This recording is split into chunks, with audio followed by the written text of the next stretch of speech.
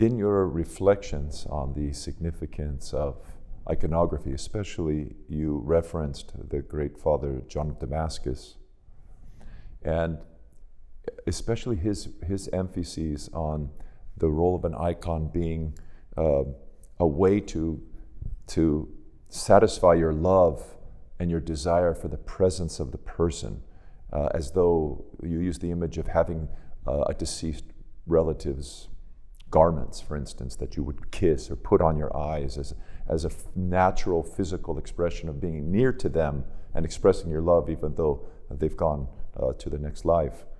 And you tell a beautiful story of King Abgar and the face of Christ. Could you flesh out this concept for us a little bit? What exactly are you saying about the significance of icons using these images? Sure, that's a great sort of story. That's kind of the origin story of the icon.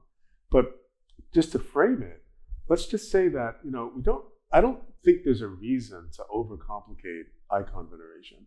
I think that if you have a feeling inside of yourself, if it's a feeling of strong desire, or if it's a feeling of strong love or devotion, that feeling is never content to just remain inside of you, like locked away in the inner recesses of your heart.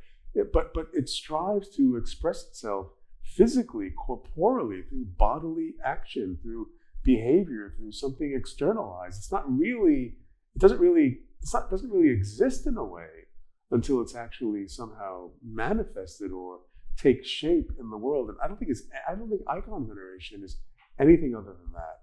Because we love God, we love Christ, we love the saints. We have a deeply felt need to express that. Otherwise, yes, it's like being all pent up or something like that. Yes. In that sense, it's perfectly natural. So the story about King Abgar, by the way, there was a first century king named Abgar who was actually the ruler of Edessa. So there is many people will reject the historicity of the story. That's not really the point. The point is that this is how people understood the origin of the icon. And it's a great story because the king was ill. In some versions of the story, he has leprosy. And he's heard about Jesus and his miraculous cures, but he's unable to travel to Palestine because he's ill. Mm-hmm. So what does he do? He sends his court painter, who presumably was the greatest artist in the realm, to go to Palestine, follow Jesus around, capture his likeness, and bring the image of Jesus back to the king. Because the king believed that if I only touch the hem of his garment, if I only see his face, that will be enough to cure me. What faith? So think about it now. Abgar starts from this position of desire, this prayerful desire to see the embodied Lord. That's the wish, but he can't do it. It's beyond his abilities. So he's powerful, he has an artist. Now the artist finds that no matter what he does, there's something about Jesus' face that he can't capture. And he realizes that he's going to have to go back to the king empty-handed. And he's worried about that. And of course, Jesus knows that he's been followed by this guy. And before he's about to leave, he stops him and he takes a cloth or a towel, the mandilion as we call it, and he presses it to his face. And the trace or the impression of his face is miraculously transferred to the cloth. And he gives that to the painter and tells him to take it back to the king. And the king sees it and presses his own face to it. I mean, he sees it first, and then he embraces it and venerates it. And of course, he's healed and accepts baptism after that.